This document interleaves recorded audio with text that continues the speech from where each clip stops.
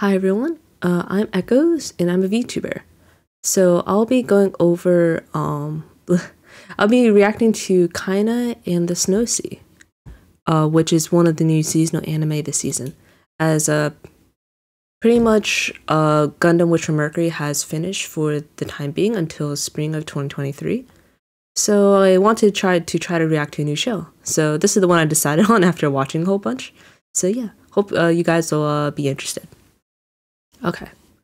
So this show has a strong emphasis on the world building from what I can tell than like more just like heavy dialogue per se. So yeah. So there's also a lot of really interesting visual cues as well, which talks more about the world.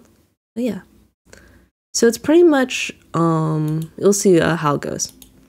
So pretty much we start off with this boy, his name is Kaina. He pretty much lives in this very cold place, as you can tell. And he lives on top of like this, like, I thought it was initially like ice that he's walking on. But in reality, it's kind of like I think of it as like a shell or like some sort of membrane. That's how it looks like to me. And he looks like he's walking above the clouds, which makes sense because he kind of is. You'll see what I mean later. So you see as the screen goes back, you see him continue to walk forward above a sea of clouds. In a way, they later call this the Snow Sea. And then he's approaching this hole, which seems to be in this membrane of sorts. Because it looks like he's hunting for food. He has his like rifle and stuff. And then while above here, he sees these bugs are called cannabis flies, I believe. And also notices that there's a big hole, and he wants to catch the one with the eggs on it. It's like he's hunting for food, and he's able to pretty much hunt it down. Even when like a big monster below him, see this bug right here, was trying to get it as well as, you know, free food. But he was able to nab it in time, and the bug eventually goes away. So yeah, so it's kind of interesting how pretty much he seems to be living like closer to space because of how high up he is. And then we get the opening, which I'll mention a few things from it. As usually for the first episode, we'll cover the opening a bit. So you pretty much get the title card. And you see this girl here, she seems to be the other main character outside of Kaina, who is the boy from before. You can see that she's like below because she's reaching up, and you see that these huge I thought these were like pillars, but in reality they're like giant trees, it looks like. And she's reaching up towards the sky. And these big pole like things are reached all the way up through the sky up to that membrane we see before. And you see this white thing, little thing that looks like a cloud, is called a floater. It seems to be some sort of creature that, you know, floats, kind of goes with the name. And you see kind of again once more walking on that membrane. And you get some allusions to what it may have. You see like these people fighting. You see these creatures, these that kind of look like dolphins. They're ridden on the Snow Sea for whatever reason. See, the creatures are right here again.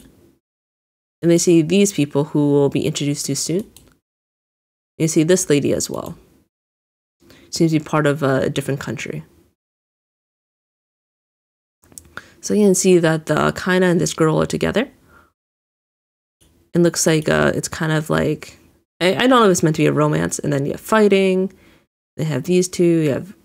You kind of get a sort of a mystery going on. You don't really know what's going on. But it's kind of interesting though. And then you have this green glowing mushroom thingy. I don't really know what it is, but it seems to be rather important, so we'll see what it means later on. And then we have the title card, which is called The Boy from the Canopy. The canopy is probably what that membrane thing is called on the top, so I'll just call it by that from now on. Okay, so we had the canopy, right? So the kind of returns from his hunt, and then he has that bug with him because he caught it with all the eggs. And he is returning home back into that tree.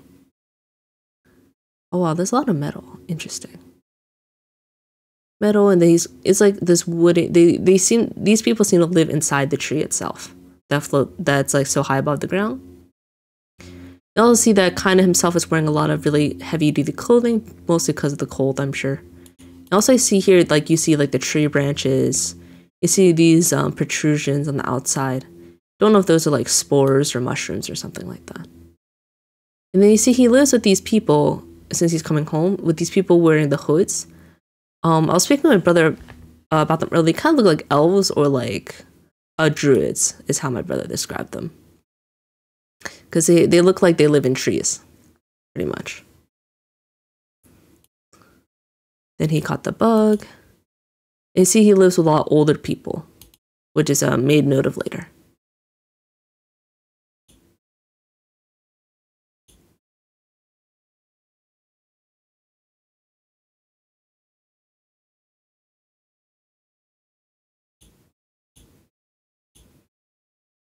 Oh yeah, and then he sees there's something called, like, let's see.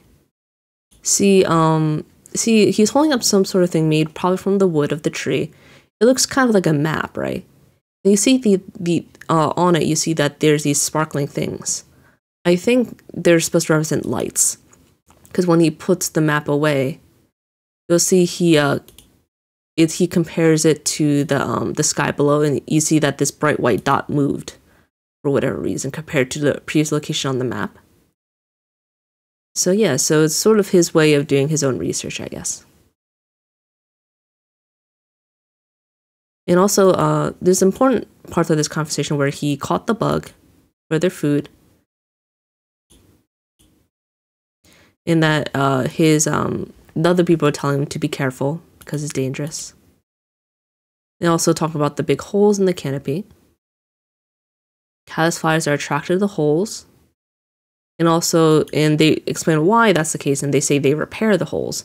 So it looks like those holes in that canopy are not considered a good thing, they're considered dangerous. They say that's why they're not supposed to hunt too many of them for food. They don't have that many people, it looks like it's only like a small group of people. And they say that there's going to be more holes in the canopy, with more holes in the canopy itself, and also there's, as I mentioned, a drop in the water output from the orbital spired tree. So it looks like where they live is called the orbital spire tree. And for whatever reason, there's less water to go around, meaning that some issue is happening with the tree itself. And they're wondering if they're related or not. The holes are also very big. So with the holes getting bigger and the number of bugs gathering on them smaller, it means that the bugs can't repair the holes fast enough before they get bigger or along those lines. And then he's told to leave. And also he's supposed to bring this food to who's called the sign keeper. Sign keeper is also rather important here, as he seems important and related to the world itself. And for some world building. And also you see the adults talk. They say, I feel bad for the boy, he's going to suffer a lot. And they're talking about the future, right? So they say that because of the whole less water in the available, this group is respectively low on available water itself. And they say it's because the orbital spire tree is dying. With it dying, there's obviously going to be less water. And all the people he's with are all older people, so they honestly want him to have a better life than them. So he says once they die, he'll be the only one left. Because as mentioned before, he's surrounded by pretty much old people. And what all these are probably graves. As it's mentioned that once we die, pretty much. So it means that these are all the graves, all the people who may have used to live there.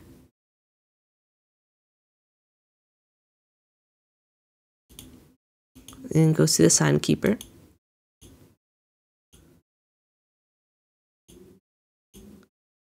And looks like what's interesting about this old man is that he seems to be like the wise man of the group. But also he seems to know things, but doesn't understand what they mean. Kind of interesting though, and how he's teaching him what's on these signs, pretty much. And you can see that based on these signs that they're, made of metal, they seem to come from some sort of previous civilization.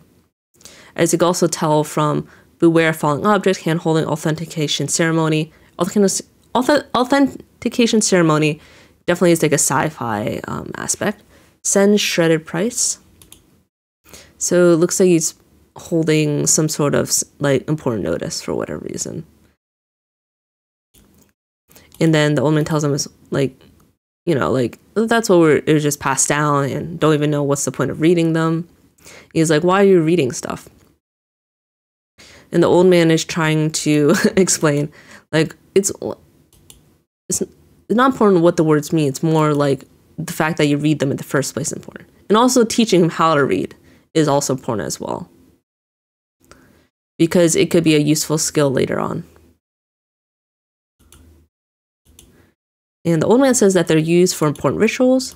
Don't really know if that's anything important, but it could be related to some sort of future context as well. So, and then he tells some backstory of why reading words is important. Because looks like he mentions that back then, when they're younger, there used to be other villages in the canopy. So the canopy is, all above there. So it means that there used to be other places that people lived, and they had people called billboard readers who would read billboards. Maybe that was the only form of like communication or written communication that existed back then. And as the other spider trees dried up, so it looks like the other trees also died. It means that the villages that depend on them to live also passed away, or people end up dying over time too. And then the people here thought they're the only village left. And then they met someone who collapsed outside the village, and he was the last billboard sign reader. He was the only one left after everyone else must have died. And so the old man learned from him, and people were making fun. It was like, why are you learning such useless things, right? But then kind of interjects and says, like, what doesn't mean other villages also live too? But the old man explains that the billboard reader was wandering because his whole village died, so he had no place to return home to, and that this was the only village left with survivors. Kind of interesting way of putting it. It's not like villages with people. It's more like the fact that they survive in the hardland and that there's no one else in the canopy itself because everyone else died. Really dismal way of looking at things for sure. And then because they're so high up, they're not really able to go down further.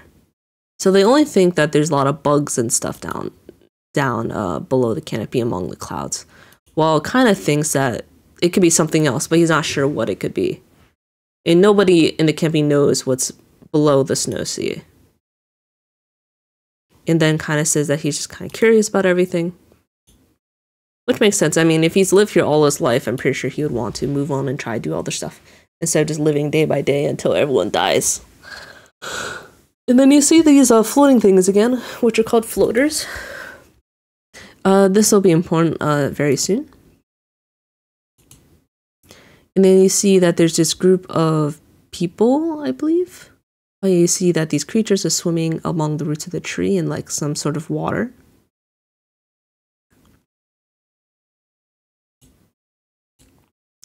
You see that these people are kind of riding these creatures. And we don't really know what the creature name is.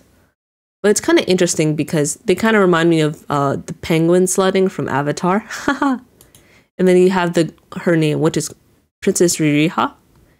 And then they found a floater because it looks like they're trying to catch it.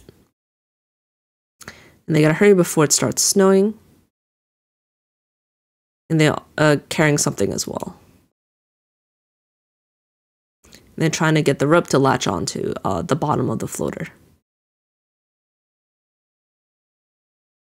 It looks like they're trying to catch it because with the princess, they're trying to save Atlan, which is probably their country or their homeland for whatever reason.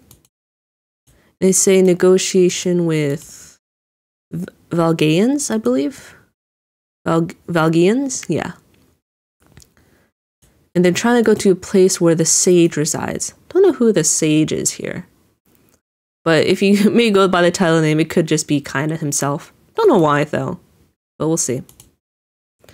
She hopes that Follow understand that she's taking such drastic motives. See the floaters near the ground. And then they have this big ship on their tail. I don't know why it's trying to chase after them though. Seems to be an enemy ship. Kind of reminds me of the ships from Zuko's ships from the Fire Nation, like big black ships, and also these guys with the armor. It kind of reminds me of a mix of the Zelda Zora armor and the Tomikians from Nausicaa. Not sure why, but it kind of reminds me of like a bug and like a sea creature.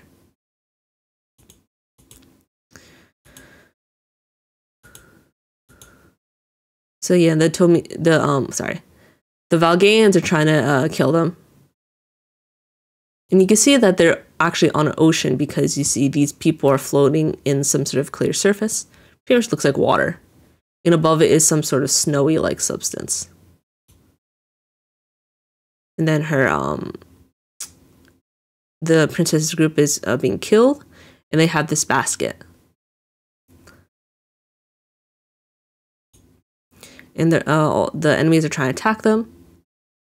And the princess, with the efforts of her aides, like she's fighting and stuff, she's put onto the basket and then is allowed to go upwards further. So it looks like, it feels like the princess's group has to take such drastic measures in order to be able to save their homeland for whatever reason. Hard to understand yet why they're going to such lengths, but it's probably something important, right? There we get the picture of the canopy again. You see that Kaina is probably marking where the light is again to show that it's moving.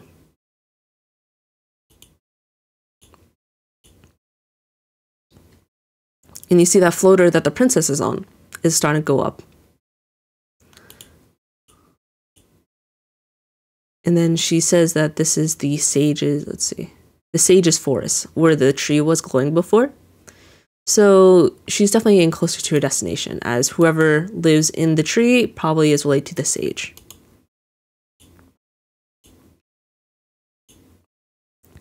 And then you see the kid is walking around following his map of the lights.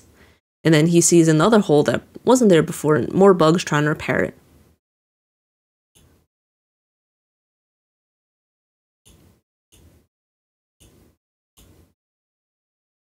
And you see some sort of glowing mushroom thing. It's the same as from the opening, right?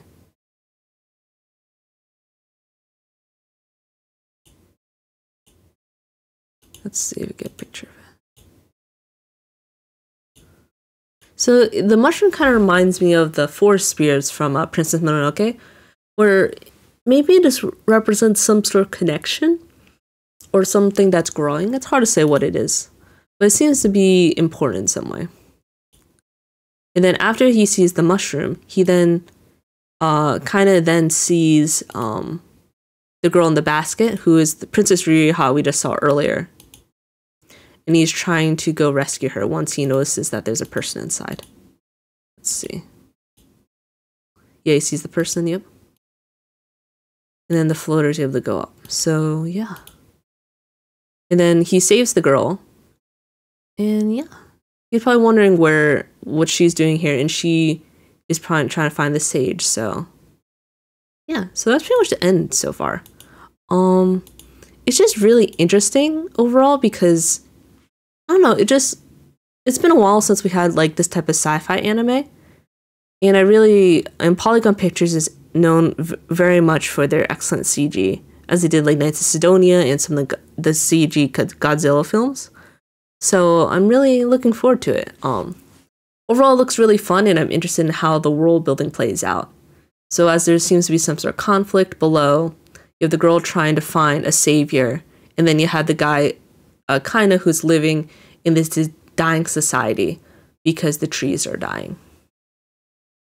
So yeah, a lot of interesting stuff, and hope you guys will be interested in the next episode.